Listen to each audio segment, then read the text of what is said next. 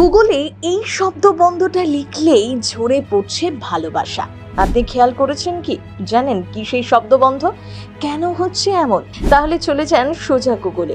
এবার যদি আপনি লিখে ফেলেন সেই ম্যাজিক্যাল 3 শব্দ পাঞ্চ দ্য মাঙ্কি, তাহলেই প্রতিনিয়ত ভেসে আসছে হাজার হাজার হৃদয় চিহ্ন। আর সেই হৃদয়ের প্রত্যেকটাতেই সেই ভাইরাল জাপানি বাঁদর ছানা পাঞ্চের ছবি। কি অবাক হলেন তো? কিন্তু কেন এমনটা হচ্ছে জানেন? সম্প্রতি সামাজিক মাধ্যমে ভাইরাল হয়েছে পাঞ্চ দ্য মাঙ্কি, যে কারণে আপনার পরিচিত সার্চ পেজেও এসেছে বিশেষ পরিবর্তন। মানে এত মানুষ পাঞ্চকে নিয়ে সার্চ করেছেন বা পাঞ্চকে ভালোবাসায় ভরিয়ে দিয়েছেন, সেই কারণেই বদলে গিয়েছে গুগলের সার্চ পেজ। এখন গুগলে পাঞ্চ দ্য মাঙ্কি শব্দবন্ধ লিখলেই আপনাকে ভালোবাসার ভেলায় ভাসিয়ে নিয়ে যাবে এই মজাদার অ্যানিমেশন। আচমকাই উপহার পেয়ে বিশ্বজুড়ে গুগল ব্যবহারকারীরাও খুশি। মুহূর্তের মধ্যে জনপ্রিয় হয়ে উঠেছে জাপানি বানর ছানা। তথ্য বলছে বিশ্বজুড়ে 90 লক্ষেরও বেশি মানুষ এই বানর ছানাকে ভালোবেসেছে। সমাজ মাধ্যম জুড়ে মানুষেরা বানর ছানার জন্য রেখে যাচ্ছেন লাভ রিয়াক্ট আর কেয়ার রিয়াক্ট। একটা ভালোবাসায় ভরা হার্ট চিহ্নের মধ্যে মিষ্টি ছোট্ট বানর ছানার মুখ, যার দুচোখ ভরা স্নেহে আবিষ্ট হওয়ার মুহূর্তর অপেক্ষা।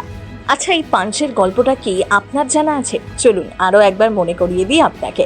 আদুরে এই জাপানি বানর ছানার জন্ম 2025 সালের জুলাইতে ইচিকাওয়া চিড়িয়াখানায় জন্মগ্রহণ করে এই বানর। কিন্তু জন্মের পরেই মায়ের স্নেহ থেকে বঞ্চিত হয়। মা তাকে ছেড়ে চলে গেলে অসহায় হয়ে পড়ে সদ্যজাত বানর। চিড়িয়াখানায় ঘুরতে আসা এক ব্যক্তির নজরে এলে কর্তৃপক্ষকে জানান। তারপর থেকে তাকে একটি তার মতোই দেখতে পুতুল দেওয়া হয়। সেই পুতুলকেই মা ভেবে আঁকড়ে ধরে বাঁচতে চেয়েছিল পাঞ্চ। সেই ভিডিও ভাইরাল হয় বিশ্বজুড়ে।